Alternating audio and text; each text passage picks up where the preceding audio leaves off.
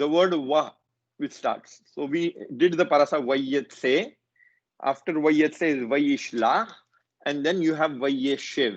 So there always is some confusion here and there if we are on top of the Hebrew words, what is what. So parashat vayishlah.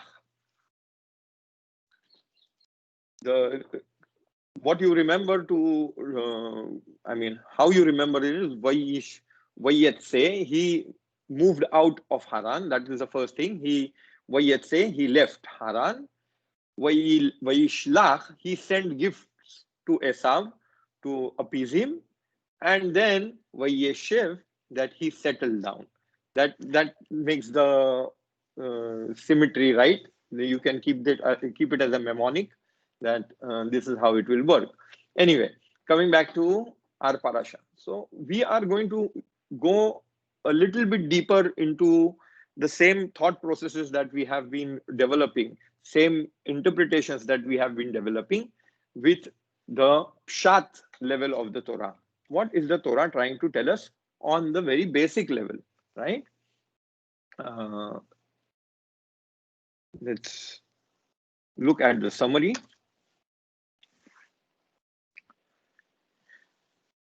Jacob prepared to meet Esau. He sends him gifts to appease him with messengers who inform him that he is coming to meet him with 400 men. Jacob was very much afraid of his brothers, so he divided his camp, saying, if Esau strikes down one camp, the other will escape and prays for help. So that is how the parasha begins. Jacob sending gifts to Esau to appease him. And his messengers come and tell him 400 people are now accompanying Esau. He is coming to meet you. So what does that mean? 400 people coming to meet. It means war. That's what it means. He is coming to massacre, right? So Jacob is very, very afraid. That night, he wrestles with an angel in the guise of a man who changes Jacob's name to Israel. This is where we get our name Bene Israel from. We are the children of Israel because Jacob's name was changed to Israel. When does it happen? This night, before he encounters or meets Esau in a wrestling match with an angel. Jacob and Esau meet and part peacefully, each going his separate way. Lo and behold, 400 people with him, but nothing happens. He meets peacefully, and then they go their separate ways.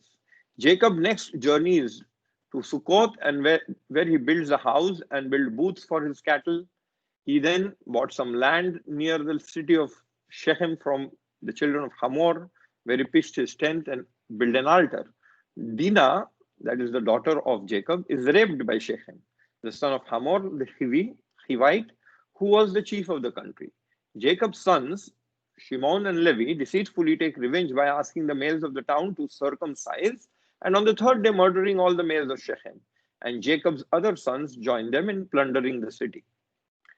Jacob is asked by God to go to Bethel and receives another prophecy at Bethel, where he is blessed with the same blessings that were given to Abraham.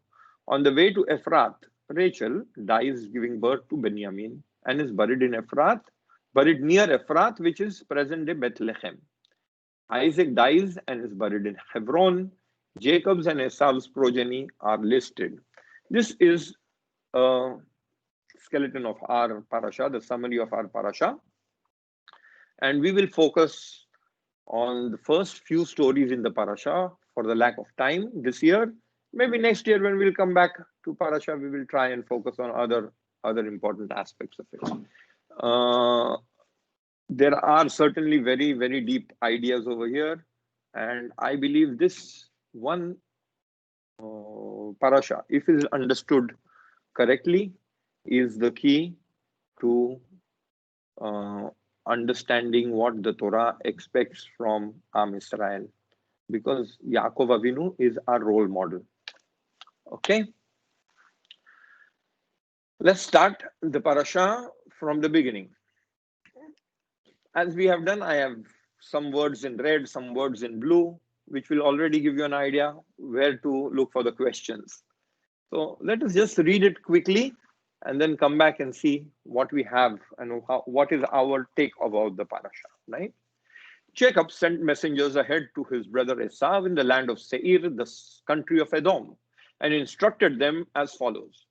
Thus says you, thus shall you say to my lord Esau, thus says your servant Jacob, I stayed with Laban and remained until now. I have acquired cattle, asses, sheep, and male and female slaves, and I send this message to my lord in the hope of gaining your favor. The messengers returned to Jacob, saying, we came to your brother Esau. He himself is coming to meet you, and there are 400 men with him. Jacob was greatly frightened. In his anxiety, he divided the people with him, and the flocks and the herds into 2 camps, thinking if Esau comes to one camp and attacks it, the other camp may yet escape. Then Jacob said, O God of my father Abraham, God of my father Isaac, O Lord, who said to me, return to your native land and I will deal bountifully with you. I am unworthy of the kindness that you have so steadfastly shown your servant. With my staff alone I crossed this Jordan, and now I have become 2 camps. Deliver me, I pray, from the hand of my brother, from the hand of Esau, else I fear he may come and strike me down, mothers and children alike. Yet you have said, I will deal bountifully with you and make your offspring as the sands of the sea, which are too numerous to count. After spending the night there, he selected from what was at hand these presents for his brother Esau. 200 she-goats, 20 he-goats, 200 ox, 20 rams, 300 milch camels. These camels who are milking, who are feeding their young. With their colts, 40 cows, 10 bulls, 20 she-asses, 10 he-asses. Then he put in the charge of his servant drove by drove, and he told his servant, go on ahead and keep a distance between droves. He instructed the one in front as follows. When my brother Esau meets you and asks you, whose man are you? Where are you? Whose men are you? It should be, where are you going? And whose animals are these ahead of you? You shall answer, your servant Jacob's. They are a gift sent to my lord Esau, and Jacob himself is right behind us. He gave similar instructions to the second one, and to the third, and to all the others who followed the droves, namely, thus and so shall you say to Esau when you reach him. So in short, I'll just want to reinstate over here. What is happening is he has these groups of animals. So he is sending 200 she-goats, but 200 are not going in one batch. The batch of 50 and another batch of 50, another batch of 50, another batch of 50, 4 times, and then 20 goats, another batch of 20 goats. So five batches. Then you have another 200 ox. So another 4 batches of 50, then 20 rams, another batch of 20, 50, right? So now you already have 10 batches. Why? The first line has 10 batches over there. At least we can count 10 batches to our understanding, right? Now each batch has a few herd shepherds. They go, these are the messengers that Yaakov Avinu is sending, and each one is saying something which is the same line. Your servant Jacob, these are gifts sent to you to my lord Esau, and Jacob is behind him. So every time Esau is coming towards Jacob, he is meeting another flock. He is meeting maybe hundreds of such batches that are coming to him, right? And every time he meets them, he is sent this message. Your servant Jacob to my lord Esau. These are the gifts. Fine. So this is what is happening. And you shall add, and your servant Jacob himself is right behind us, for he reasoned. Can everybody see this background? I'm sorry, this was blue on blue. If I propitiate him with presents in advance and then face him, perhaps he will show me favor. So saying, I'll appease him, I will propitiate him. At least he will show me favor. I'll give him gifts. And so the went on ahead while he remained in the camp that night. That same night he arose and taking his 2 wives, his 2 maidservants, and his 11 children, he crossed the ford of the Yavok.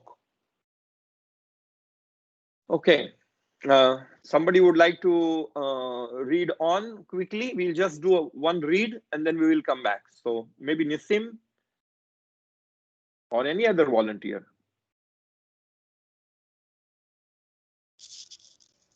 Starting from Rabbi. Sharon Raj. Yeah, the third line. The same night. After taking, okay, Yeah. that same night he arose and taking his 2 wives, his 2 maidservants, and his 11 children, he crossed the ford of the Jabbok. After taking them across the stream, he sent across all his possessions. Jacob went left alone, and a man wrestled with him until the break of dawn. When he saw that he had not prevailed against him, he wrenched Jacob's hip at its socket, so that the socket of his hip was strained as he wrestled with him.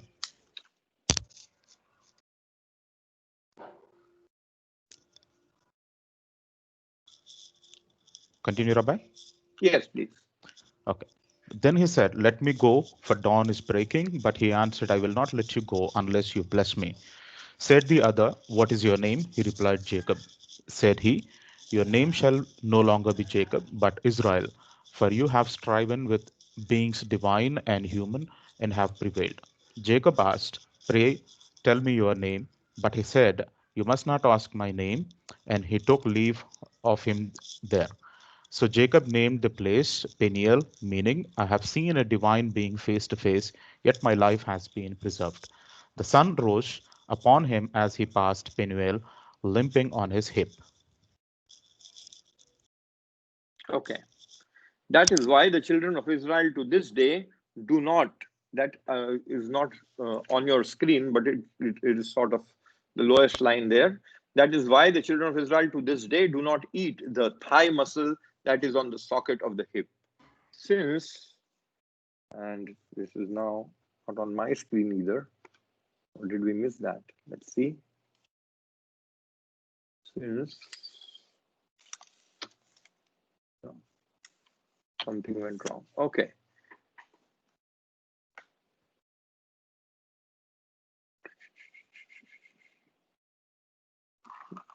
Fine.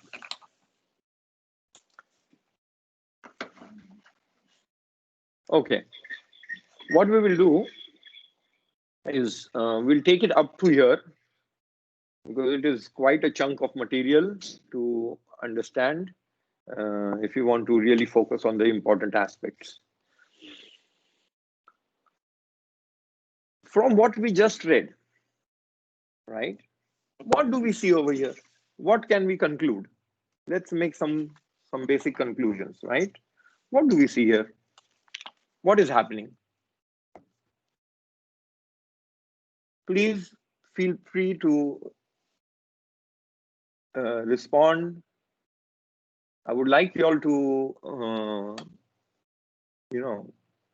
participate. Otherwise, I think everybody has fallen asleep then. What is basically happening over here?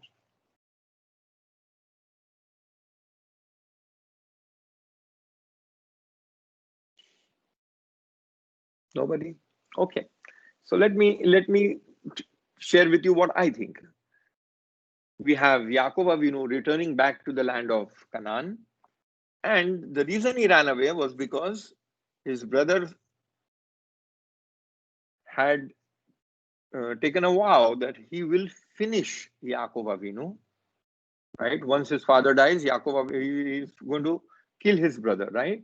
So that's why his mother, Rivka, sends him off to her brother's house. Now, after 20 years, he is returning and he is frightened that Esau has taken this vow. He's going to kill me if he's still planning to keep up his vow or no, we have no idea. So Yaakov Avinu comes over there. Let's go one back. and he's trying to appease his brother. Out of his fear for Esau, we see that he is planning things, right? He divides the people with him and the flocks and the herds so that they are different camps. So if one camp is attacked, the other camps will be able to escape. Then he prays. See, what is his prayer? O God of my father Abraham, God of my father Isaac, O Lord, who said to me, return to your native land and I will deal bountifully with you. Right? Hashem, Yud Ke Vav Ke. We spoke about this last time when he was leaving.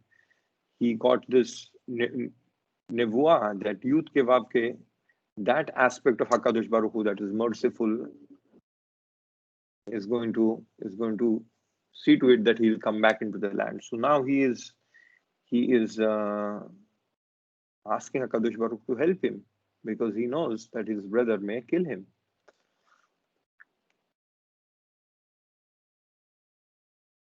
Then you have the aspect of the gifts. So he's appeasing him, he's not giving him stuff which is like, this is serious stuff he's giving him. 200 she-goats, 20 he-goats, 200 ewes, 20 rams. So, lambs and rams and milk camels and colts and cows and bulls and she-asses and he-asses, right? And he sends drove by drove. You know, one of these aspects is I always think about, you know, when we see on television there is this aspect called hammering in on television. Like I'll give you a one line: washing powder, Nirma, right? Everything comes back to you that has been hammered into us so well over day and night and day and night and day and night. You just say that particular line and you have that image in front of you, you have that packet in front of you, you have that whole, right? So every group that is going is hammering a particular message into Esau's mind, right? He's saying something over there. What is he saying? Who would like to underline that?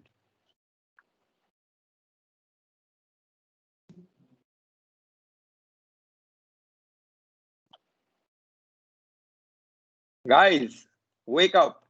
The line is in front of you and it is in blue. Please read it.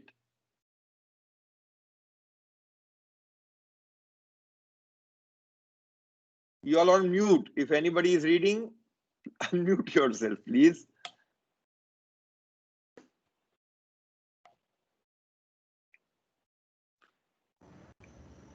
Your Yes, servant Jacob's, they are a gift sent to my lord Esau, and Jacob himself is right behind us. right. So he's saying that I'm sending this gift to my Lord, and your servant, Jacob is your servant. So he's making himself small, he's making himself humble, giving the gift back,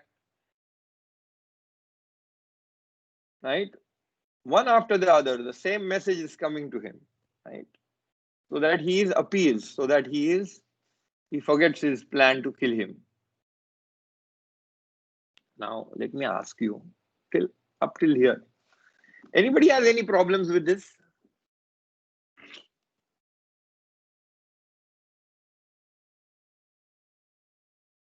I'm now going to make another jump over here. No, we'll just read ahead because, and then we will come to the story that I'm going to focus on. But we will first want to look at what is happening here. Looking up, Jacob saw Esau coming, accompanied by 400 men. He divided the children among Leah, Rachel, and two maids, putting the maids and the children first, Leah and her children next, and Rachel and Joseph last. He himself went on ahead and bowed low to the ground 7 times until he was near his brother. Esau ran to greet him. He embraced him and falling on his neck, kissed him, and they wept. Looking about, he saw The woman and the children who said, "Who?" he asked, "Are these with you?" He answered, "The children with whom God has favored your servant." Then the maids with their children came forward and bowed low. Next, Leah with her children came forward and bowed low. And last, Joseph and Rachel came forward and bowed low. And he asked, "What do you mean by all this company which I have met?" He answered, "To gain my Lord's favor." Esau said, "I have enough, my brother. Let what you have remain yours." But Jacob said, "No, I pray you, if you would do me this favor, accept from me this gift. For to see your face is like seeing the face of God, and you have received me favorably. Please accept my present which has been brought to you, for God has favored me, and I have plenty." And when he urged him, he accepted. Okay, so this is their meeting, that point in time that he was frightened about, right? Anybody has anything that they would like to say about this? Because I certainly, when I read it, I am like, wow, what is happening over here? Does anybody have that same feeling when they read this? It is too much overcompensation. Very good. What is the problem? Where is the too much overcompensation? Let us just break it down. Like offering all the kids, family, all yours, calling No, him he God. doesn't say all yours. No, kids and family is not all yours. He's saying your gifts are yours. Right. घाबरलेला मनुष्य And then काय घाबरलेला he's also मनुष्य referring काय him करतंय ते दाखवते. referring him to God, almost Vicky seeing मधून तो God. घाबरलाय yeah, म्हणून right. तो सगळं करतंय. That is the thing. Uncle is saying that because he is so Afraid. frightened of his life, Yes. so he wants to appease Esav, so he is going to the extreme length of bowing down 7 times and making his whole family bow down to him. Right, Uncle? That is what you see? Yes, exactly. Yes. काय की तो Yes. घाबरलाय, त्यांनी जे काही केलंय त्यासाठी त्याला वाटते का येशू आपल्याला सोडणार नाही, आपल्याला मारल, इतका घाबरलाय तो. बरोबर. म्हणून तो हे सगळं करते. Right, Nisim? Do you see that? Do you see that what Uncle is saying? Yes, yes. Great. But still, I think, why to demean yourself? 7 times bowing in front of your brother. He is your twin. Same age. He is not even older to you. By half a minute maybe. Or 5 minutes. I mean, 7 times bowing to him. Because Jacob don't know how much money he has got. The Esau. He is saying he is rich and Esau is not so much. No, Jacob does know he is rich because he has inherited. Does not know. He has no. We know one thing, that Esau has remained with Ishaq, right? So yes. Esau is in the family. They were very rich. Ishaq, before Yaakov left, already was very rich. That's why he was making treaties with other kings, right? So we know they were very rich. So he has an idea that. But Jacob was not knowing all these things. Jacob is not knowing. Personally, Esau, no, Jacob was already there in the family when Ishaq. Jacob is 20 years in Haran. Agreed, but when he left, the family was very rich. The family was one of the king makers over there, sort of. You know, they were making contracts with kings, right? So he has inherited that because he stays with his family.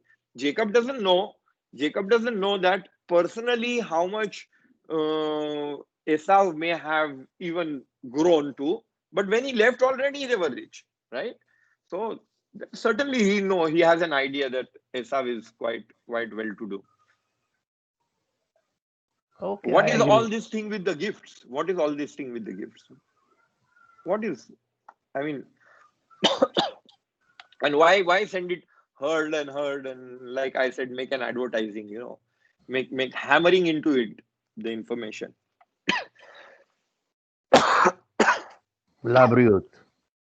Thank you. Rabbi, one of the commentary I read is like returning the gifts, in the sense, you know, he's trying to return back the blessings that he, you know, taken over from Esau. Yeah, very important. Could it be possible? None of our sages want to say that. None of our sages really say that. But that commentary that you read, probably Rabbi Jonathan Sachs says that. A few other rabbis also do say that, but Yeah. that is the minority take on it. But is there any proof text for this? Not really, maybe. Okay. So let us see how this whole thing works out, and maybe we will be able to see what exactly is happening, right? First of all, let us focus on the 200 she-goats and 20 he-goats, 200 ewes and 20 rams. What is being sent to Esav are not just gifts. They are what you would call a investment. Why? Because when you send 200 she-goats, they have a life of maybe 40 years, right? But when you send 200 she-goats with 20 he-goats, then you have just sent him the ability to start a whole goat Farm. business, right? Goat farm. You have 20 goats to one he-goat, and that is probably what the range is. That one he-goat is fertilizing 20 she-goats. And over here, so Yaakov Avinu is sending him what you would say is investments from whatever he has. So he is giving him a share into Apple. So he is going to get returns, right? You understand that? He's making him seed money that is going to generate profits later. So this is not by itself the final thing. From here, Yaakov Avinu's gifts are going to give him great returns. You give him, make him real rich. So 200 lambs, all are lambs, and 20 rams. Again, the same thing. Rams and goats. That's going to prolifer and grow. 20 milk camels. Now, milk camels, then they used to drink the milk of camels in this region. They still do. Not in parts of Israel, but parts of where Seir is, where Arabia is, right? So a camel, like some cows, some species of cows, give milk only when the colts are standing next to it. So if I give him a camel without a colt, then the camel has no value. But the minute I give him a camel with a colt, which is a milking camel, because of the colt, now the value of the camel has gone 10 times, because now he's going to sell the milk, right? 40 cows and 10 bulls. Again here, cows or bulls will be growing. 20 asses and 10 he asses, right? So here you see what the gifts were just investment money for Esau to grow. Yeah, that is one idea of what is a blessing. The blessing, as you try to interpret, there is something happening over here between the two brothers, which we are unable to see, right? But one idea is that he is returning the beracha. You said if he is returning the beracha, you have to see the beracha grow, because the beracha was about growth, about bounty, right? So here you see Yaakov Avinu symbolically is giving him investments into that time's businesses. That is one proof text that Yaakov Avinu is basically giving him the beracha. Beracha means what? Growth, right? Beracha is that Hakadosh Baruch Hu is going to send grace to whatever he has. Hakadosh Baruch Hu is going to send him blessings and there will be providence that will move these things. So that is one aspect. But I'll show you directly some links that will just bowl you over. Right? We are going to come back to here. Let's look at what is this thing with. He himself went on ahead and bowed low to the ground 7 times until he was near his brother. Right? Who bows to whom? Who bows to whom?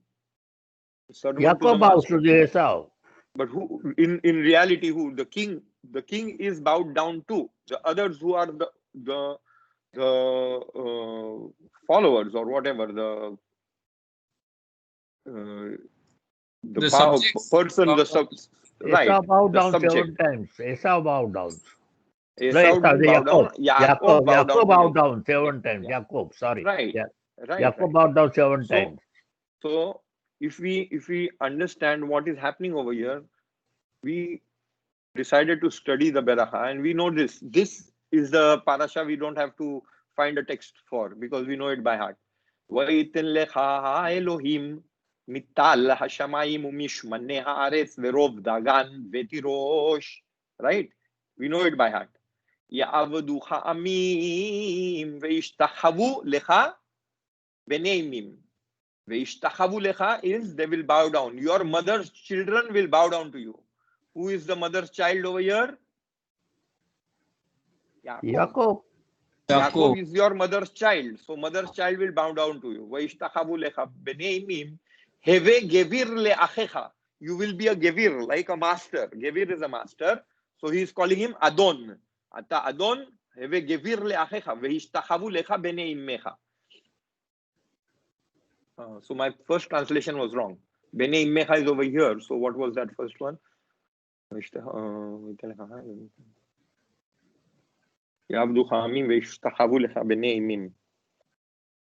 Imim is probably children of Amim. Bene Imim. Right. I need to check that out exactly. But anyway, so over here we are seeing that symbolically Yaakov Avinu is expanding the exact baracha that he stole and returning it back to him. He is bowing down not out of fear, as we will see in a minute, not out of fear, because we will try to understand how the Tanakh uses the word fear in a minute, right? Because it is returning the baracha. Is that his intention, or is it out of fear? Let us keep both these possibilities in mind.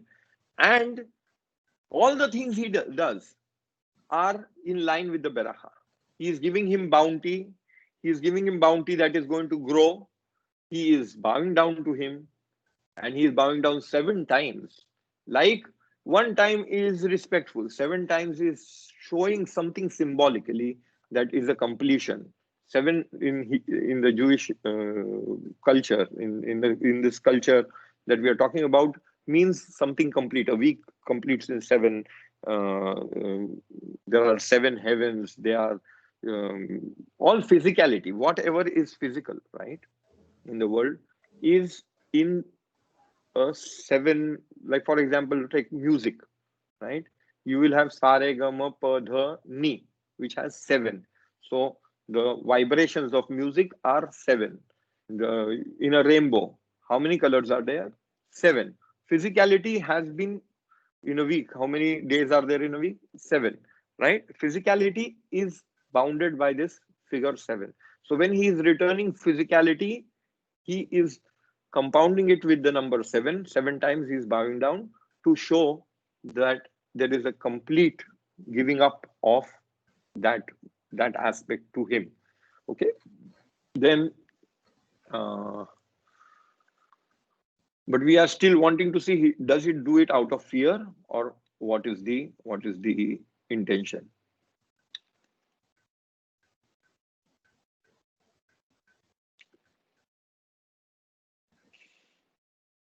In Hebrew, this is not something that I can show you because I don't have proof text next to you. But I'll say, those who understand Hebrew know what I'm talking about, and those who don't need to do some little research. But when it says, for example, this particular line which I have in blue, right? Hatsileni na miyad achi miyad esav ki yare anochi oto, right? Thank you. Yare anochi oto is because I fear him, right? But throughout the Tanakh, whenever the Malbin brings this point out, throughout the Tanakh, wherever it says Yare, there are two ways of understanding the word Yare. Yare, me, Yare from, fear from something, or fear of something. When it says fear from something, it is our regular fright, our regular, being trembling and afraid of something. But when it says fear of something, Yare, Anochi Oto, like I am frightened of him, it is not fear, it is awe. It is an aspect of fear that is called esteem. The reason Yaakov Avinu wanted the beracha in the first place, the reason Yaakov Avinu wanted the birthright, and the reason why he cheated was not because he was interested in Yaakov, in Esav's property, or in Esav's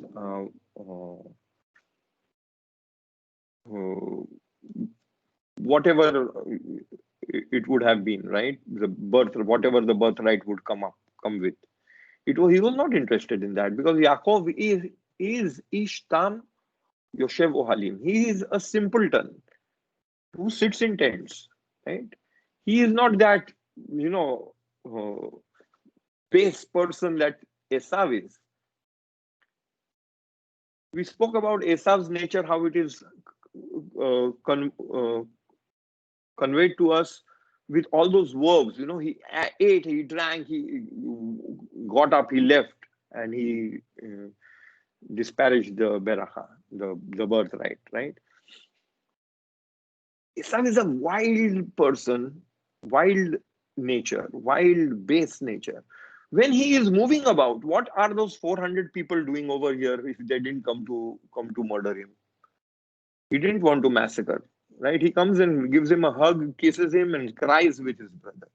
So why did he bring these 400 people? Because that is what it is. Esav is going around with a band. His nature is being a bhai. That is in Indian language, right? He walks with a team.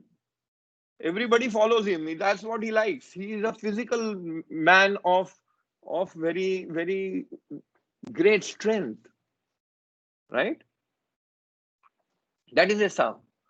What was it that Yaakov had awe about or fear about? The fear is awe, because he was in awe of Esau. Wow, this guy is amazing. You have your younger brother, and the elder brother is all talent and all, he is the best basketball player, he's the best football team, he is the best everything. So the younger brother looks up to him. Wow, how can I be like him, right? Yaakov was like that. He was in awe of his brother. He wanted to be like his brother, because his brother was Esau. He was already made. He came out complete. There was no happening, maturing. Even his name has it. He was complete. Now Esau is, in the physical sense, the epitome of what is the successful man. Yaakov wants to be like him. Yaakov wants to ape him. Yaakov wants all the berachot that he has for himself, because that is what Esau stands for, right? Even Esau, when he gets his gifts, what is he saying? I have enough. I am. What you're going to give me? I have enough. You keep for yourself. He is also big-hearted. He is not like this small. He is all levels. Esau is that complete man that you can imagine. Although our Dashing personality. all our Dynamic. scriptures have painted him very evil, but he is not evil from what we take from the pshat of the. He is not evil. He is angry. He wants to kill his brother when he was hurt. That is how he responds. He made me pain. I'm going to give it back to him. But he also cries when his father says, I don't have a beracha for you. He is given out to crying. Total, he's screaming his lungs out. Right? That is Esau. Now, Yaakov's Avinu, we are saying is ki yere anochi oto. Earlier also there is one other time it says vayira Yaakov meod vayetzer lo. Second last line over here. You see the word in Jacob was greatly frightened in the blue. That greatly frightened again doesn't say mimenu, doesn't say from him. Vayira Yaakov meod. That is the language the Torah uses to tell us that his fear was not, he was shit scared. He was not afraid because of war. He was afraid that he may have to make war, which is bad. But Yaakov Avinu came from Abraham Avinu's family. Making war was easy for them because he comes over there to the well alone by himself. Everybody gathers over there to roll stones. He can do it by himself. He has some kind of spiritual strength that he can, deviate into physical strength. He rolls up out a stone, which is like a rock sitting on a well. How big is a well in India? You can just imagine that is how wells are all over the world, right? So a rock sitting on a well is thousands of tons. How is he able to roll it out? He is a very strong man, right? We don't have descriptions of his strength, but so is Esau and so is Yaakov. It is not something that he is physically strong, but it is like Samson, they have spiritual energy that they can channelize, that can even move physical objects. So war was not the biggest part. It is written like that. It is secretively written. This information is behind the screen.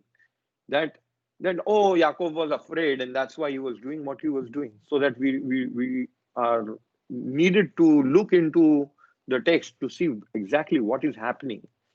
Now, what is the proof text? I'm going to go a little ahead. What was the beracha we said? וישתחוו לך בני אמם, הווה גביר לאחיך וישתחוו לך בני אמך. אור עליך ארור ומברכך ברוך.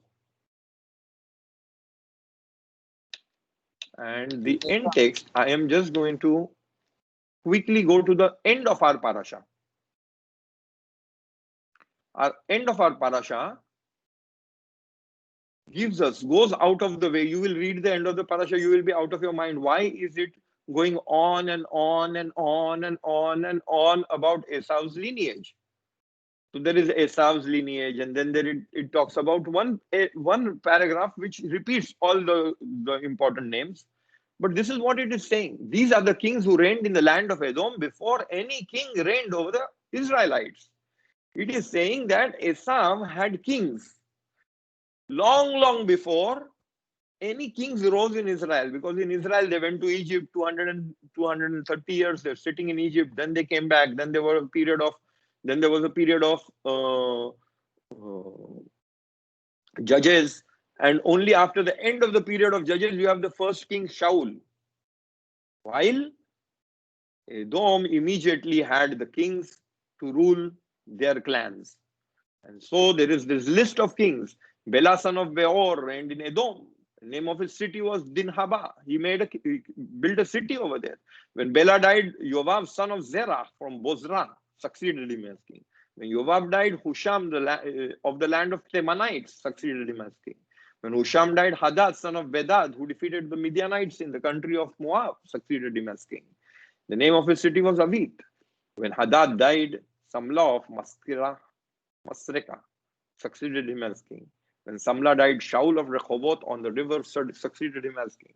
When Shaul died, Baal-Hanan, son of Achbor, succeeded him as king. What is this list for? To tell me that Yaakov Avinu returned the beracha back to Esav, and Esav got the beracha. He had the kings. That is what his father had blessed him for. To be a physical, in the physical world, you will have bounty. Others will bow down to you. Nations will bow down to you. Your brother will bow down to you. And all that is there in the text. If we look for it. If we look for it, all that is there in the text.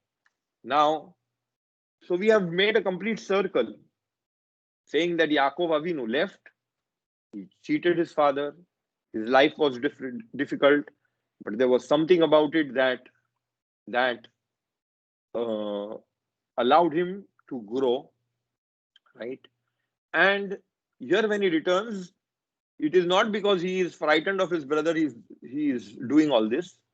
He is genuinely wanting to return the beracha that he stole from Esau. And that is what is spirituality. Spirituality, what kind of, why would I worship a forefather who runs away with a beracha? Who should be my forefather? One who returns something that he stole, or one who stole it? Who would be on a higher plane? Who is morally the higher person? The person who says, okay, I am sorry, I atone for what I did, right? Or the person who says, fine, I did what I did, forgive me. No, you have to, if you stole something, you have to return it. And you see in the parasha that he returns it. That is why the 7 times of bowing. That is why his whole family is bowing. That is why he is giving all his gifts. That is why he is sending one after the other the message that you are the Adon and I am your servant. That message is not just to appease him. It is to tell him that really, I don't want the baracha that was meant for you. And now I will give you the final sentence in Hebrew.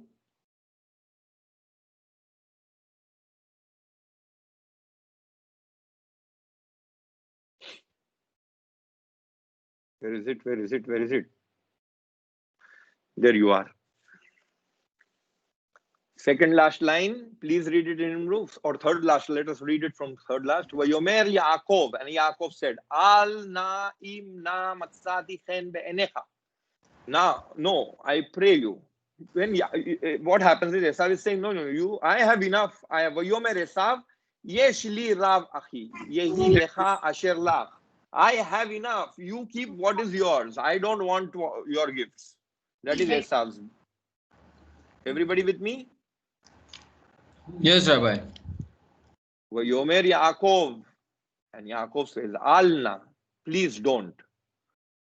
Im matzati chen be'enecha. If I have found favor in your eyes, velakachti minchati miyadi, please take. Lakachta miyadi minchati miyadi. Please take my gift from my hand. Ki al ken raiti panecha kirot pene Elohim, because I have seen your face like seeing the face of HaKadosh Baruch Hu, like of God. Vatirseni, and you have received me favorably. And then he says, Kach na ed birchati, take my blessing, asher hubat lach, that is coming to you. Ki chanani Elohim, because God has favored me. He yesh li kol, and I have all everything. Tsar bo vaikach, and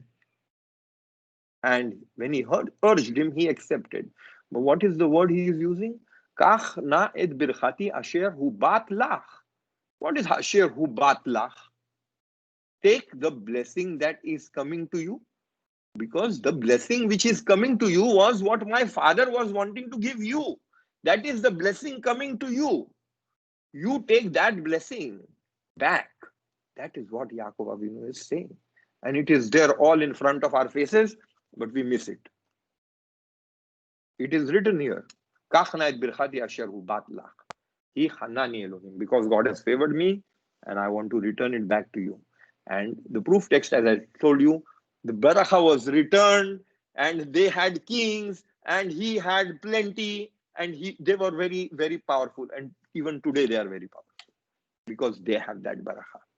I asked you this question 3 Shabbats ago, 3 classes ago.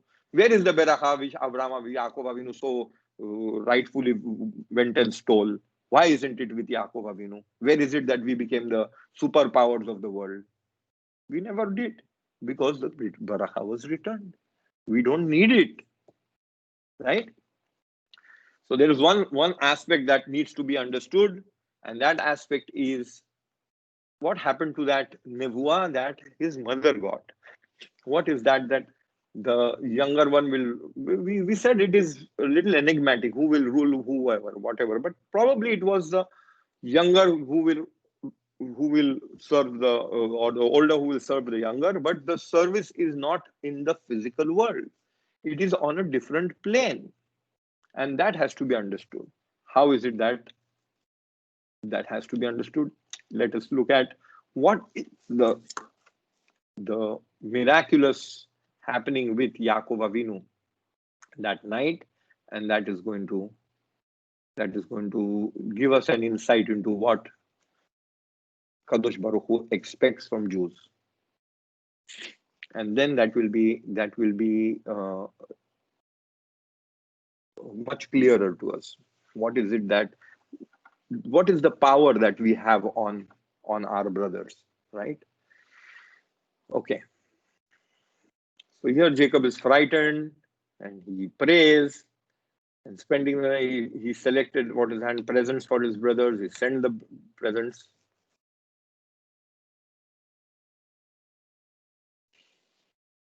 Okay.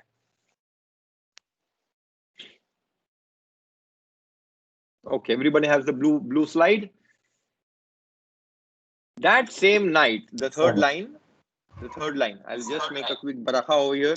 Baruch atah Adonai Eloheinu melech haolam shehakol nהיה b'dvaro. Amen. Amen.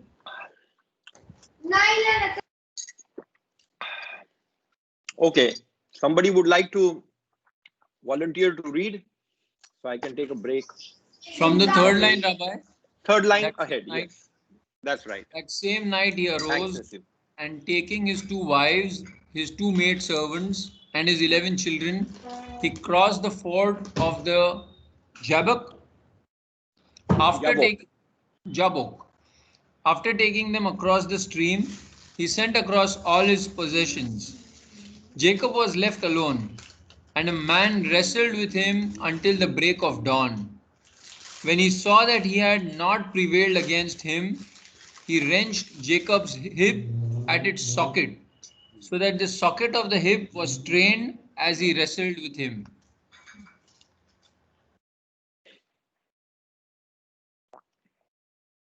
Taking a second to come on. Let's see why. Come on. Yes, Nasim, go ahead. Then he said, "Let me go, for dawn is breaking."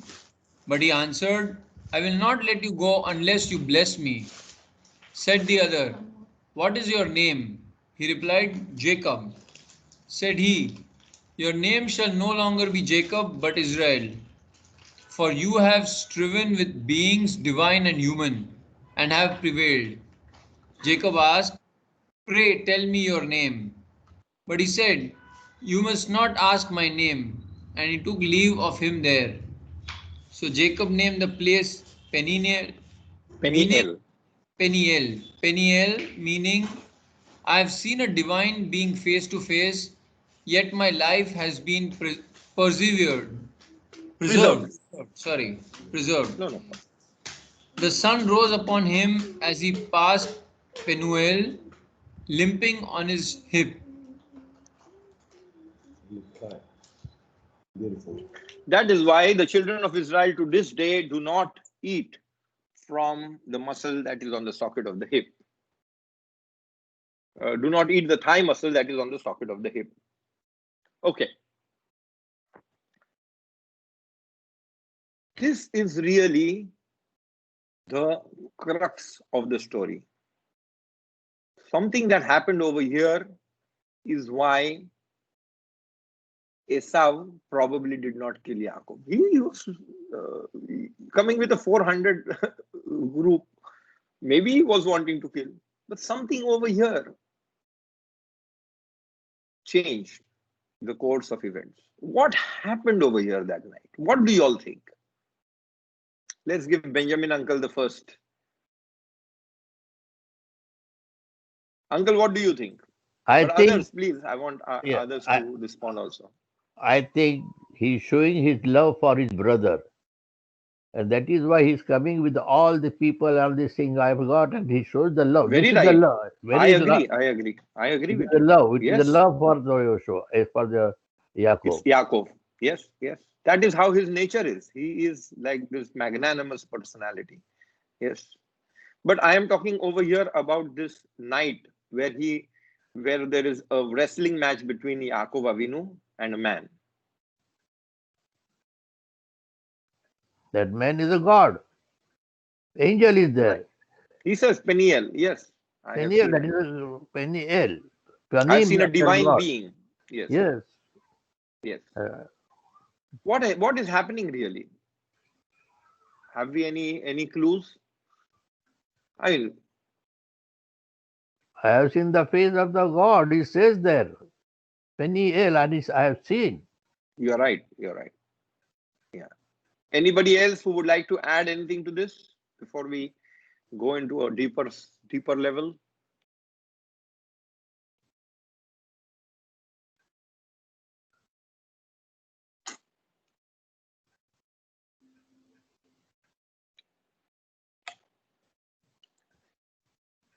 Okay. I hope everybody has not fallen asleep. No. I am hearing yours now. I have given my idea. Now I'm But waiting for yours.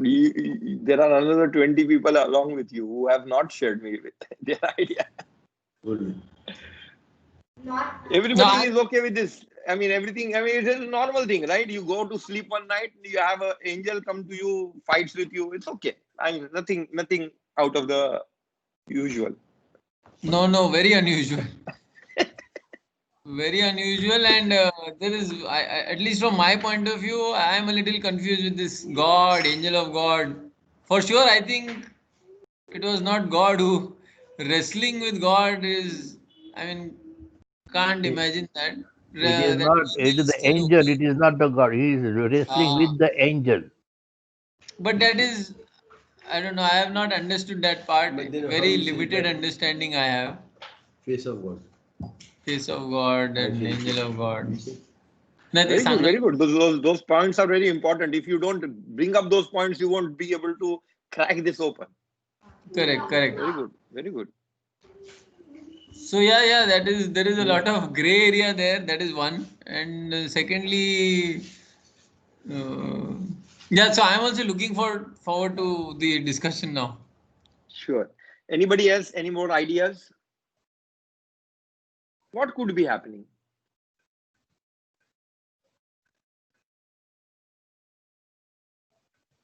No one wants to take a chance. There must be What? some Yeah, mystery behind changing Yaakov Avinu's name.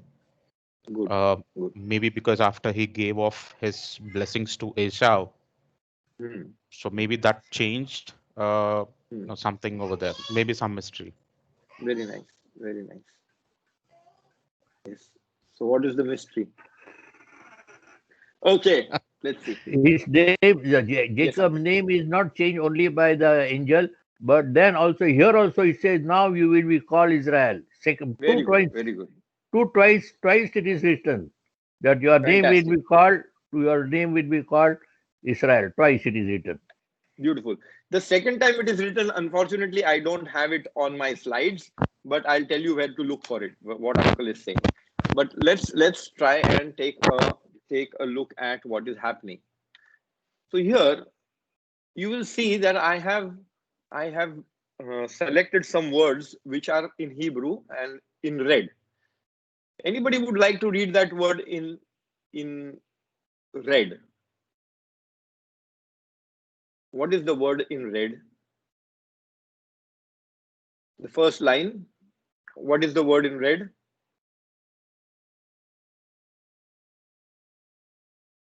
Everybody can see the slide. I need Yes, Rabbi. interaction. Yes. Yes. Can you read the word in Hebrew, which is in red? There are 4 reds on the first line. Can you read it, please? Okay, lifne hai na? Yes, yes. Panau, One is Panau, lifne. it The is. second one is lifne. Panau. The first one is panau. The third one is Panau. Panau. Panau. and the fourth one is Penai, Panau, panai. Panai. Panai. Okay, panai. Okay. Let us see if we have another of this panim before. Oh, here, the first line of our parasha. Vaishlach Yaakov melachim le fanau. In front of the face. It means before him, but it says in front of his face. That is what it means, lefanau. So our parasha starts with the word panau, lefanau. Then it goes to this line, which has 4 panau, lefanau, panau, panai. What is happening over here? And then we have this amazing statement, which is in the middle of this slide. Vaikra Yaakov Shem Hamakom Peniel. It was called Peniel. The place was called Face of God. He Ra'iti Elohim Panim El Panim. I saw God face to face. What is this with the face to face? What is this? That is one hint into our parasha. This has something to do with our face. What is a man's face? A man's face is his identity. Will everybody agree to that? I recognize somebody because of his face, right? My face is my identity, right? When do I put on a mask? When I want to hide my face. When I want to hide my face. All right, good. So, what is the word personality? Would you know from what word the word personality in Latin comes from or Greek comes from? Persona, no, I think. Face. Yeah. No, persona is a mask. In original Latin, persona is a mask. Those who did dramatics, they used to do acting with faces, which means personas, and they had these personalities. They had different characters that their mask represented. That was their personality. So their personality was not their original face. Their personality was the mask they used to use originally in English. Okay.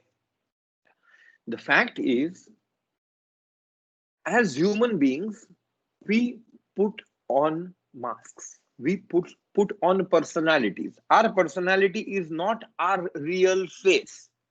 Once we understand this hint over here in this parasha, we understand what happened to Yaakov. The hint comes from the word Peniel and Penuel and the word Panai, the face. Something happens with the original face of Yaakov. As we said, Yaakov Avinu was all the time looking up to, sort of monkeying Esav. Yaakov Avinu wanted to be like Esav because Esav is the complete man. Esav is Maradona. Esav is whoever celebrity you want to call who is representing success in today's world, right? Esav is that celebrity on the Forbes magazine. Everybody wants to be like him, do like him, achieve like him. That is what Esav was. Yaakov Avinu, as a youngster, wanted to be like Esav. And he did things that came to him easily, which was like Esav. One of the things that he did was a trait that he had in himself, which is from the word Yaakov, that the word symbolism of the word Yaakov, we said, is crooked. So Yaakveni Pamaim, that is what Esav is blaming Yaakov for. He tricked me twice. He is a trickster. But is he a trickster? But maybe he has this trait. We see that he ran away from Laban. He didn't stood up and say, no, I have to go. Forget it. I'm taking all my stuff. He ran away one fine night. Why? He has this trait which is very much his face, right? fear, the kind of fear that uncle was talking about, right? He may not be frightened of Esav per se. In his prayer, we see that he is really wanting to be like Esav. He is in awe of Esav. He held him in esteem. But when it comes to Esav coming to kill him, he was certainly frightened. That fright, that night, this is a night which he is in fright. He doesn't know what is happening. Tomorrow, will he see the day or won't he see the day? That fright causes something. Have you ever tried to see why do people go on this, what is it called?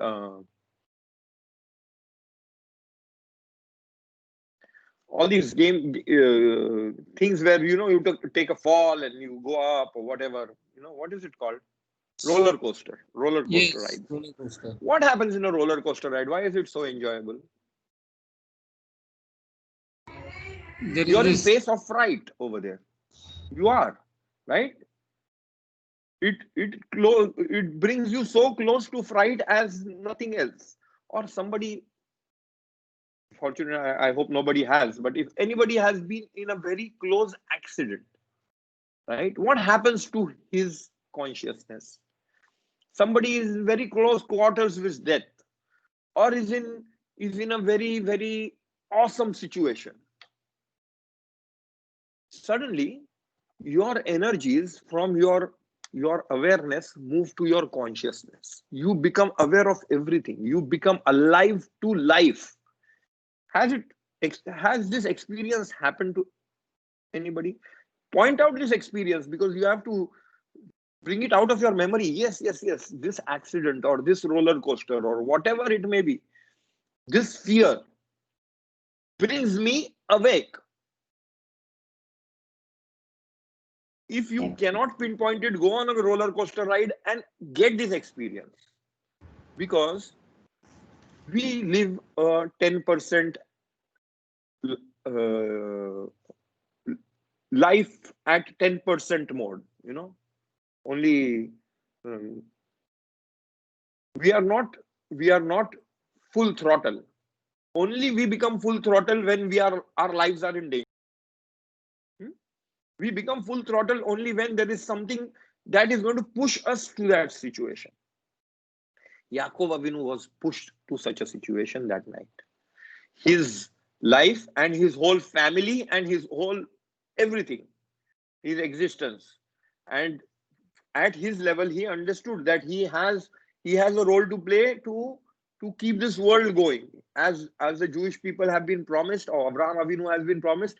It is not only he; it is something that he lived for. It is something that he has been bestowed with. Everything is just going to come to an end, which means that not his life was in danger. The whole of Hakadosh Baruch Hu's plans were in danger that night.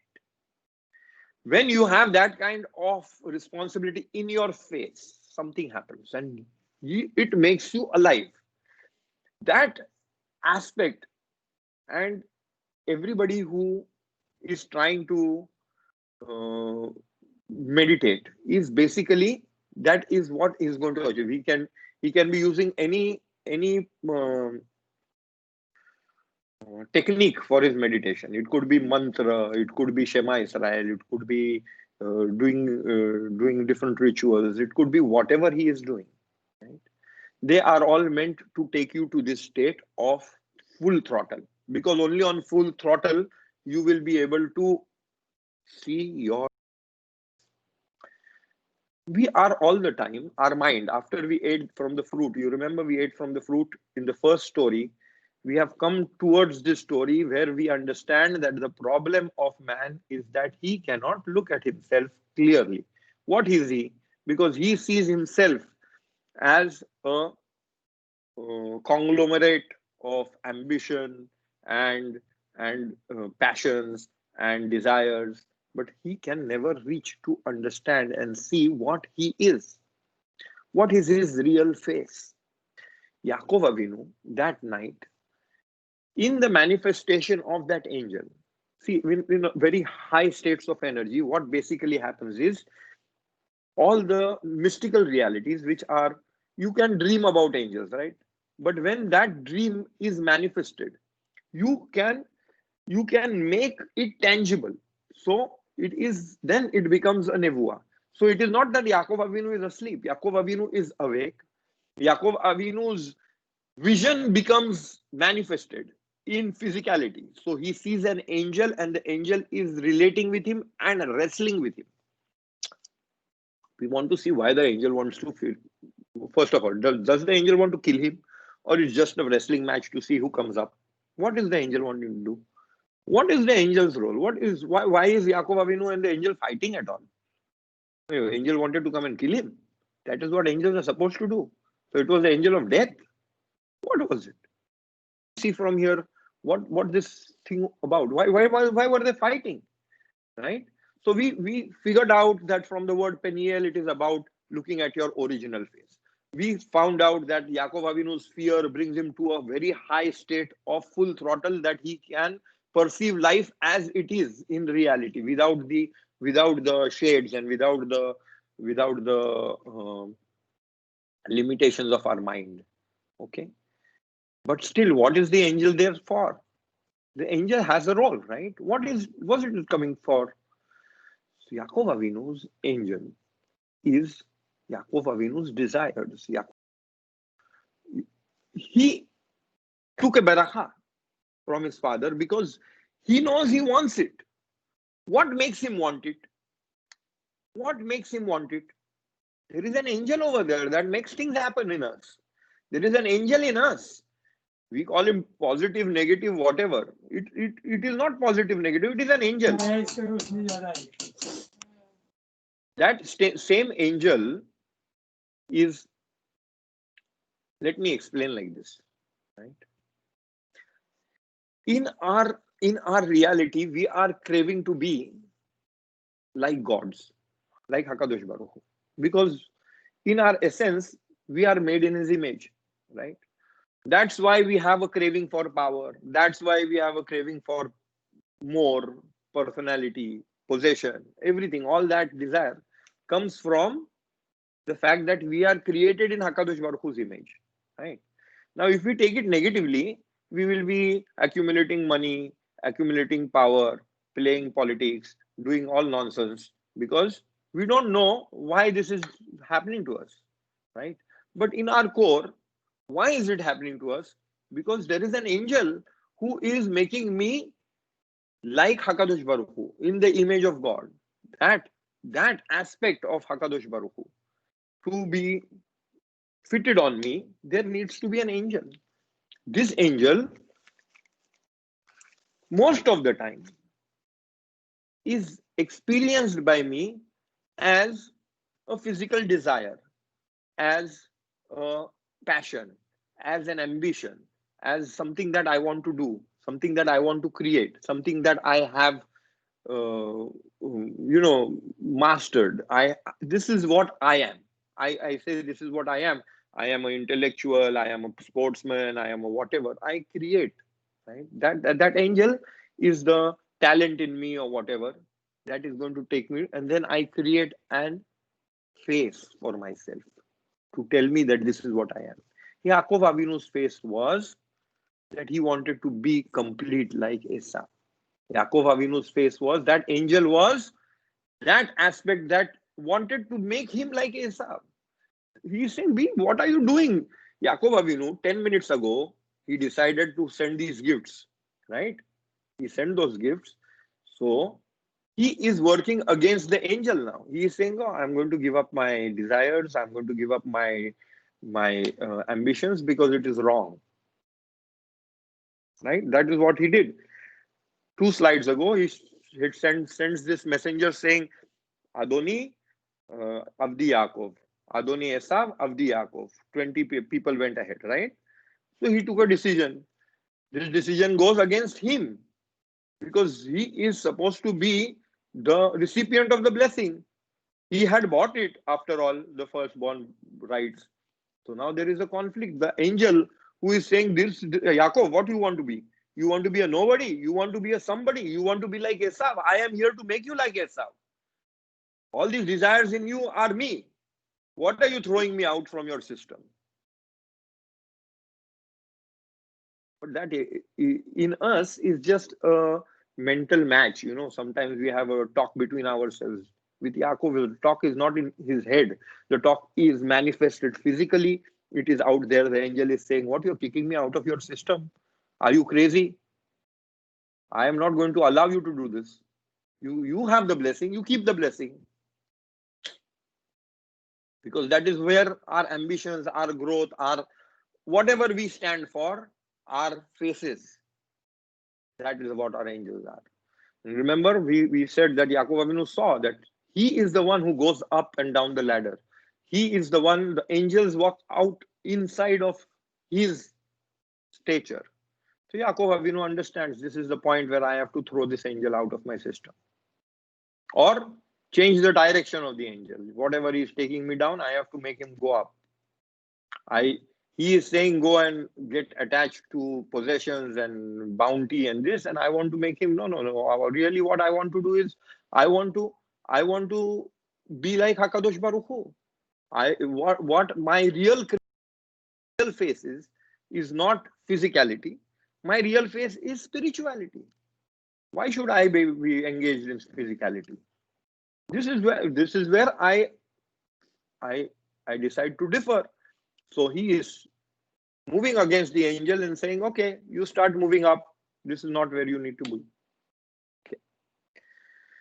Now, what more proof text we want to understand that this is what this angel is, right? First of all, the angel doesn't want to kill him. Secondly, he is in a physical fight because he gets away with leg. He has a physical proof that this was something that happened. So there is a manifestation of that angel. That is how high or how deep in his interiority Yaakov Avinu reached, that he brought out that angel and made him into a man so that he can fight him. Right? The angel doesn't want to still remain with him until daybreak. And the man wrestled with him until daybreak. And when he saw that he had prevailed against him, he wrenched the socket.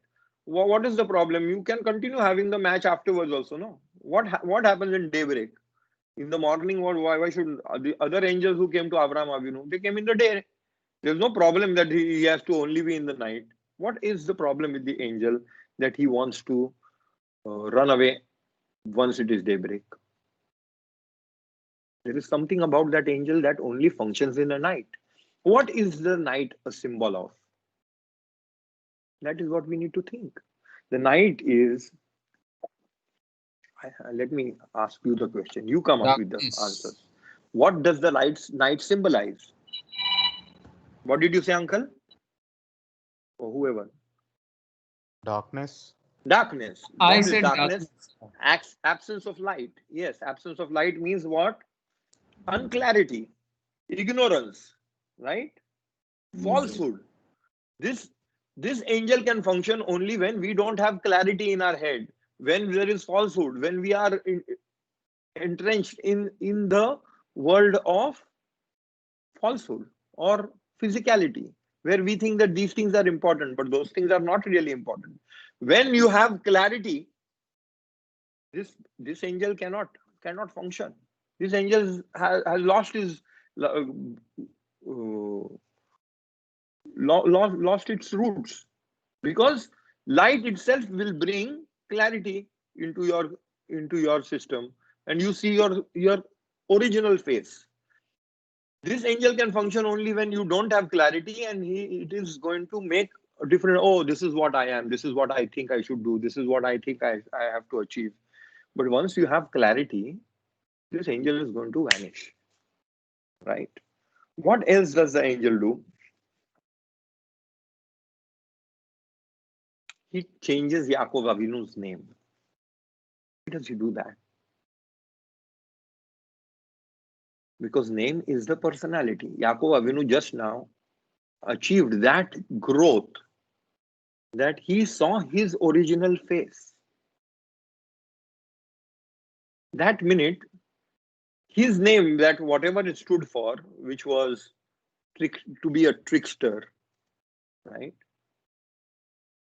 had no value, because he cannot be a trickster. He just saw what he was. Now he is straight.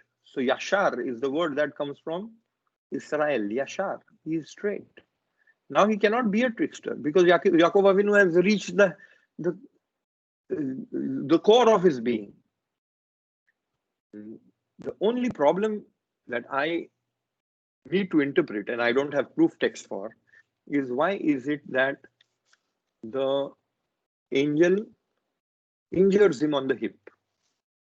A lot of Chachamim think a lot of reasons. One of the reasons is that the hip is near the groin, and the groin is responsible for your lineage, your children, and so the infliction of pain is that when your children won't be in the same level like you are, right? That they will have to go through pain. So when Israel is on its spiritual high, there's no pain for Israel. But Israel is when Israel, as in the descendants of Yaakov Avinu, have not found their bearing, have not seen their own face, don't understand what they are, they will be faced with pain. That is what I think it may be, but I have no other proof text for that. But other than that, this is basically what makes Yaakov Avinu move to what he did after this whole episode. So you see that the minute he comes out of it, his name is changed to Yaakov, and he says, I have seen a divine being face to face, yet my life has been preserved. So again, he uses the word Peniel, Panim, El Panim, right? Which is also a hint to see your original face, I think, because divinity is also in you. So when you see divinity, you don't see divinity as dualism. You don't see it outside you. You once you grow to that point where you understand that you are a part of divinity, everything is one. So that is the seeing of the face, and that is the mystery of what happened with Yaakov Avinu that night and how we conquered. Let me see if I have brought, no, I have not brought that proof text, but so I'm going to read it from my Tanakh over here. Please bear with me. The second time, which Uncle very correctly brought to our notice, God said to Yaakov, arise, go up to Bethel. I am not going to read. There the problematic things that happened afterwards, like the rape of Dinah, the massacre of Shechem. We are going to touch on that later, but we probably have just 5 more minutes or whatever. How are we doing, Nissim? What's the time here? Yes, Rabbi, we'll have to So conclude sort of. wrap up. Yeah, so basically we are there. So I'm just going to read this. Yaakov said to Jacob, God said to Yaakov, arise, go up to Bethel and remain there and build an altar there to God who appeared to you when you were fleeing from your brother Esau. So when you were fleeing, you saw the Yud Ke Vav Ke promised you something. Where did you go there? Where was it? At Bethel, go to the same place. So Yaakov said to his household and to all those who were with him, rid yourself of alien gods in your midst. So this is a questionable thing. We are not going to go into it, but why were there idols with Yaakov? Who and how come, even if it's talking about the idols that Rachel had stolen, Yaakov, we didn't know about that. So what is it talking about? Remove the idols from you. Purify yourself and change your clothes. The best I can say is maybe he had other slaves who came with him from Haran, and they were having their own idols. So Yaakov Avinu at this point says, no, you cannot have these idols. You all have to worship HaKadosh Baruch Hu. Come, let us go up to Bethel, and I will build an altar there to the God who answered me when I was in distress and who has been with me wherever I have gone.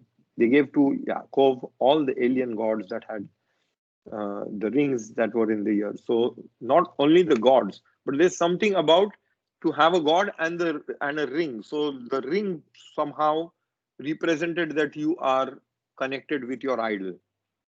So the rings were given, and they set out.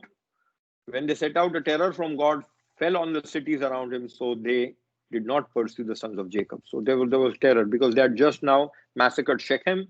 So he was afraid, Yaakov was afraid that there may be some repercussion, but nothing like that happened. Everyone was frightened. Thus Jacob came to Luz, that is Bethel, in the land of Canaan. He and all his people were there. There he built an altar and named the site Bethel, for it was there that God had revealed himself to him when he was.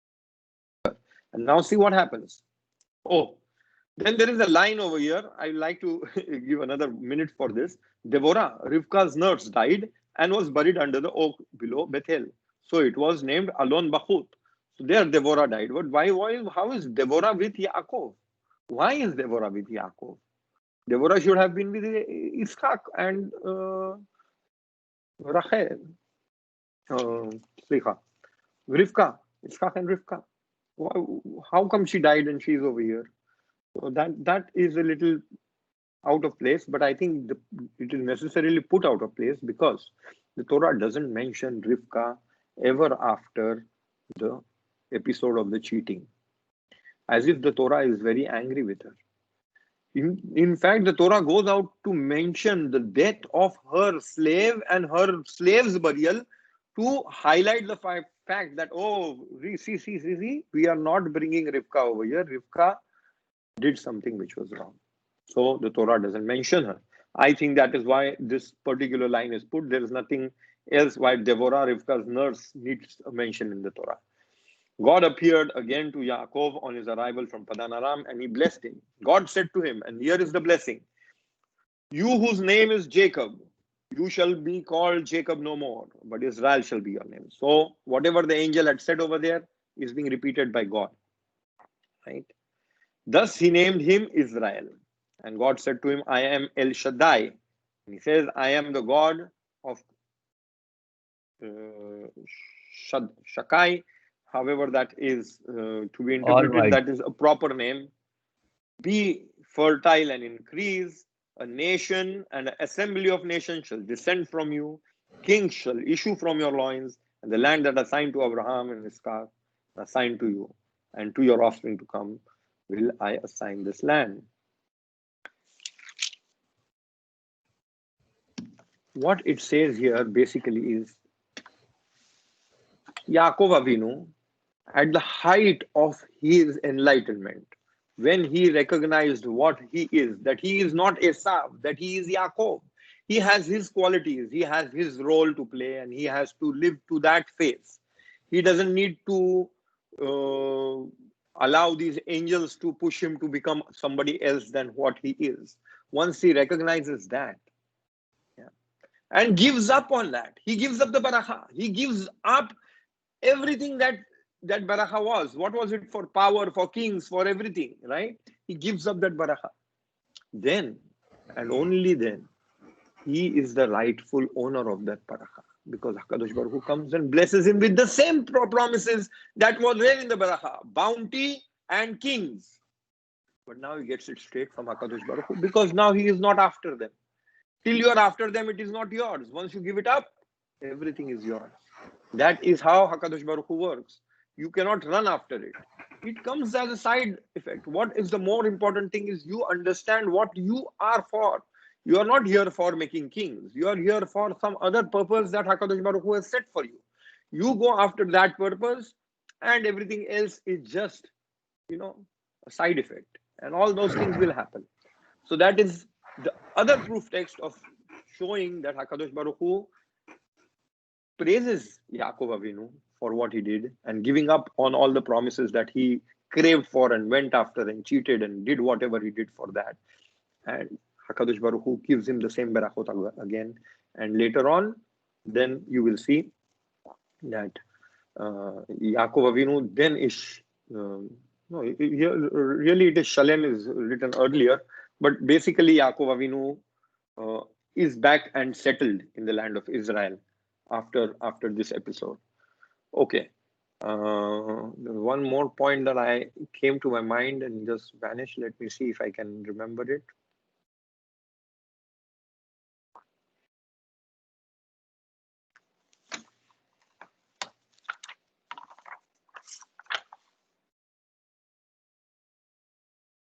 Yes, now I remember. So one of the questions that was asked by Nisim here was, what is this with angels and God and God and angel? What? How come the Torah is all the time, mixing things up? So Hakadosh Baruch Hu, in his completeness, in his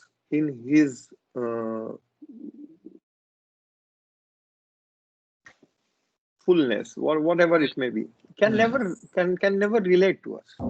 Hakadosh Baruch Hu all the time, at all levels, with everybody, needs to have angels to interact with us. So when Abraham saw Hakadosh Baruch Hu, or Moshe saw Hakadosh Baruch Hu, or Yaakov saw Hakadosh Baruch Hu, or you will see Hakadosh Baruch Hu, it will only be an angelic aspect that he will allow to relate with you. Okay, so when that person is in his small reality, he will see it as an angel. But when he opens himself up back to his original face, he will see that that angel is that channel which really is Hakadosh Baruch Hu. And that's why throughout the Torah, you will see that it is the angel who starts talking with Moshe Rabbeinu, and then suddenly it is Hakadosh Baruch Hu, because Moshe Rabbeinu's perspective changed. It is Yaakov Avinu who is fighting a man, and suddenly he says Panim al Panim with God. Where did it say it was God? From Yaakov Avinu's perspective, it started off as a wrestling match with a man, right? But no. Once his perspective changed, he could then see through and through the angel to what it really stands for. So angels are just channels that Hakadosh Baruch Hu builds to relate to us, because he cannot directly relate. It will hurt us. But once we open ourselves up to the angel, basically we are growing into the angel to communicate with Hakadosh Baruch Hu. So that is also what that ladder stands for. Those angels were all part of human growth. The human souls have these aspects of Hakadosh Baruch Hu relating with him. What we need to do is understand what the role of that particular angel is. Once we open up that role of the angel, we can see divinity directly. Okay. Any questions, please? Rabbi, I just have a small question. Is there a Yes. mystery behind breaking Yaakov Avinu's hip? So any mystery or any story behind why specifically that part or something like that? No, I did mention it. You remember what I said? Oh, maybe I missed it, Rabbi. Sorry.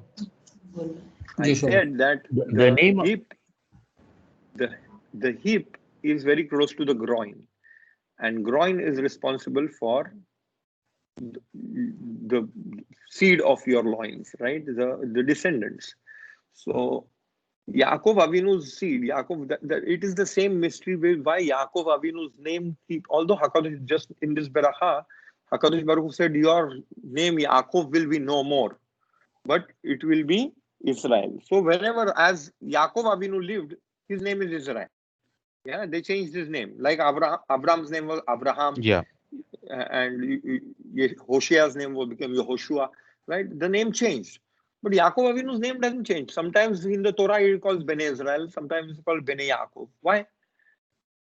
Why? Because of the same reason. Sometimes to the real face.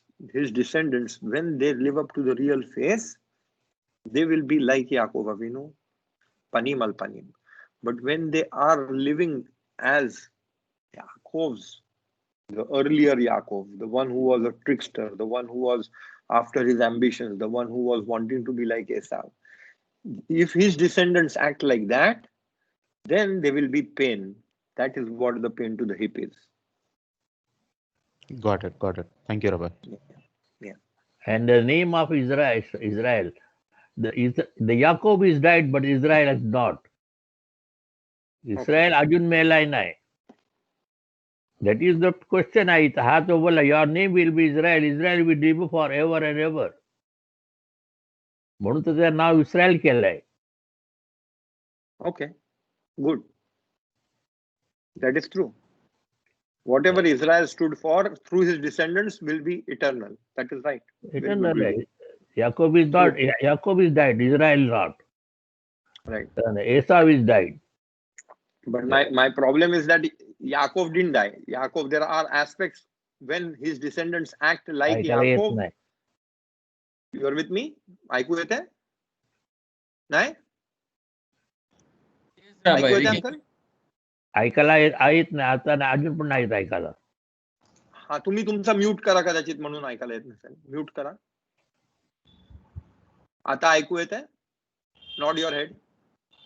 आम्हाला ऐकू येते. अंकलचा काहीतरी मग problem झाला असेल.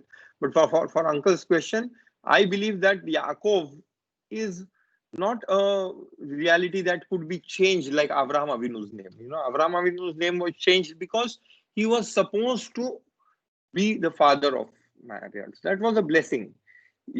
Hoshea's name to Yehoshua happened because may God send you salvation, because he needed salvation, and that is the beracha that came with the name, right? Yehoshua. But with Yaakov Avinu's, Yaakov is not that there is a change to Israel. Israel is an aspect, which is the original aspect of his soul. But whenever we are on the physical ground, right, there was no beracha that you become Israel, that you are locked into your original. Now everybody who are born from you won't have physical faces or physical desires. That was not the case. That's why both his names are used. When we act like physically motivated human beings, then we are Bene Yaakov. When we act spiritually motivated human beings, then we become Bene Israel. आता याकबची hip जेव्हा तोडली, that means we should not eat the hip. Totally नाही, injure झाली. Injured झाली. And from that day we don't eat. आहे का नाही, असं लिहिलेलं आहे शास्त्रामध्ये. आता माझं बोलायचं आहे काय, हरेक जनावरांची आम्ही ती रिप काढायला पाहिजे का नाही. म्हणजे पक्षीची असेल तरी पण, कोंबडीची असेल तरी पण, बकऱ्याची ती रिप काढायला पाहिजे काय? नाही, पक्षीचं नाही. पक्षीचं नाही.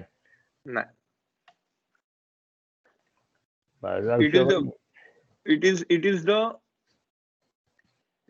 is the muscle of the sinew. That is what it says over there.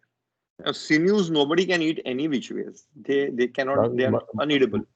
Sinew जी गोष्ट आहे ना, म्हणून पक्षीचे पण नाही.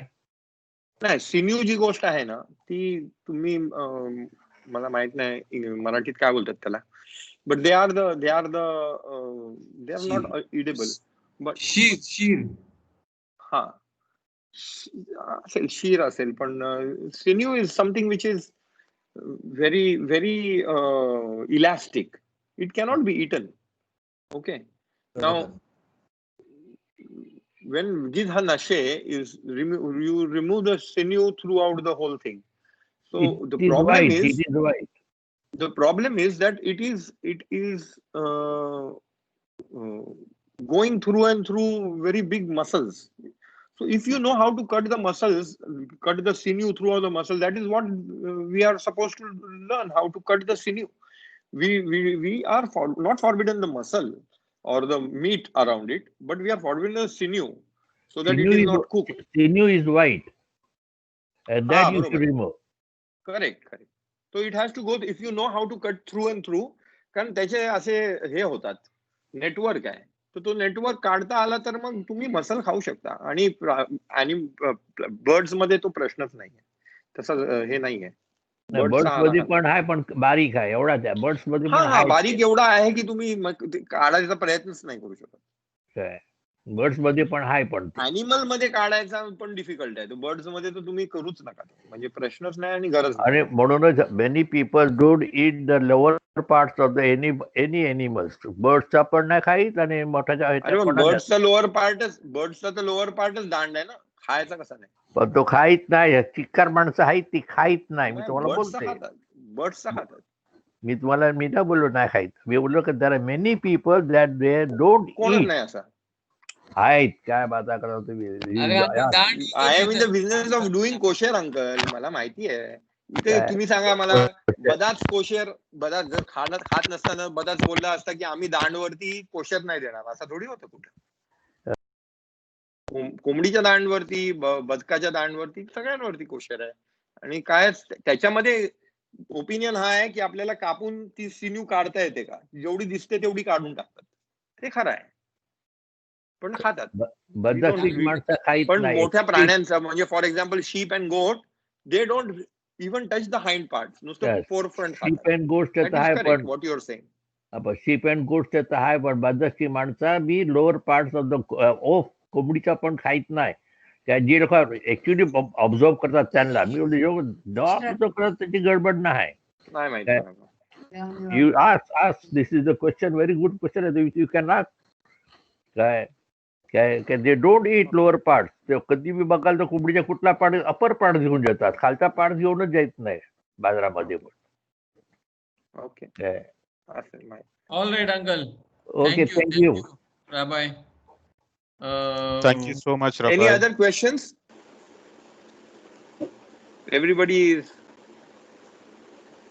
silent. Yes, with No you. response. The Okay.